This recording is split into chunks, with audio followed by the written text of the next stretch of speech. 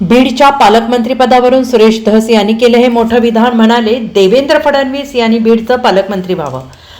बीड जिल्ह्यातील मस्साजोगचे सरपंच संतोष देशमुख यांच्या हत्या प्रकरणाने राज्यातील वातावरण तापलेलं असून राज्यात सर्वत्र याची धग पाहायला मिळते आहे. संतोष देशमुख हत्या प्रकरणाचा तपास CID कडून केला जात असतानाच सोमवारी भाजपाचे आमदार सुरेश धस यांनी बीडचे जिल्हाधिकारी अविनाश पाठक यांची भेट घेतली. आमदार सुरेश धस यांची ही भेट चर्चेत आली आहे. आमदार सुरेश धस यांनी जिल्हाधिकाऱ्यांसोबत नेमकी कोणत्या मुद्द्यावर चर्चा केली याची माहिती त्यांनी पत्रकार परिषदेत दिली. त्याचवेळी बीड जिल्ह्याच्या पालकमंत्री पदावरून धस यांनी एक मोठी मागणी केली आहे.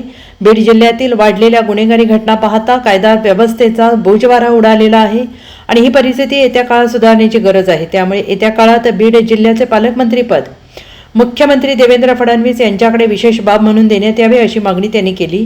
बीड जिल्ह्यात केमिकल ताडी विकली जात आहे, त्यामुळे अनेकांना प्राण गमवावे लागत आहे. त्यासोबतच हातभट्टी 2 नंबर धंदे बंद करण्याची गरज आहे. माझ्या आष्टी मतदारसंघातील हे सर्व धंदे बंद केले आहेत, त्यामुळे बीड जिल्ह्यातील हे सर्व धंदे बंद करण्यासाठी मी अर्ज करतो. माझी आर्त किंकाळी त्यांनी बीड जिल्ह्याचे पालकमंत्रीपद फडणवीस यांनी स्वीकारावे अशी मागणी धस यांनी केली आहे.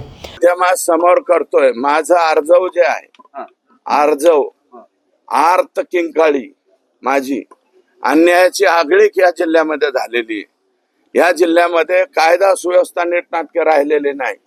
कोणीकडे मी माझ्याच मतदारसंघाची माहिती घेतली तर ते केमिकल ताडी का काय माझ्या मतदारसंघात विकत होती मागचे 5 वर्ष 10 वर्ष केमिकल ताडी.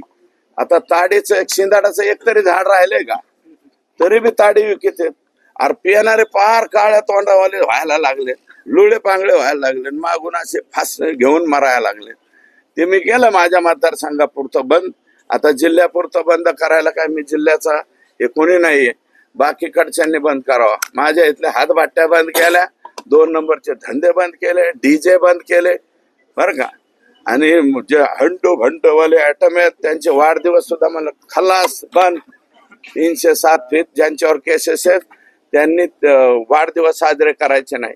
यांनी मोठ्या जोशात वाढदिवस साजरे करायचे आणि बारकाल्या पोरांनी ह्यांचे आदर्श घ्यायचे का 307 वाल्यांचे. बीड जिल्ह्यामध्ये कायदा व सुव्यवस्था राहिलेलाच नाहीये. म्हणून एक स्पेशल केस म्हणून मी अर्जव म्हणतोय, अर्जव आर्त किंकाळी किंवा भीक मागतो म्हणा, झोळी पसरून त्यांच्या पुढे भीक मागतो की आमच्या जिल्ह्याचे पालकमंत्री तुम्हीच व्हा, नका देऊ दुसरीकडं. Bureau report SBN Marathi Beed.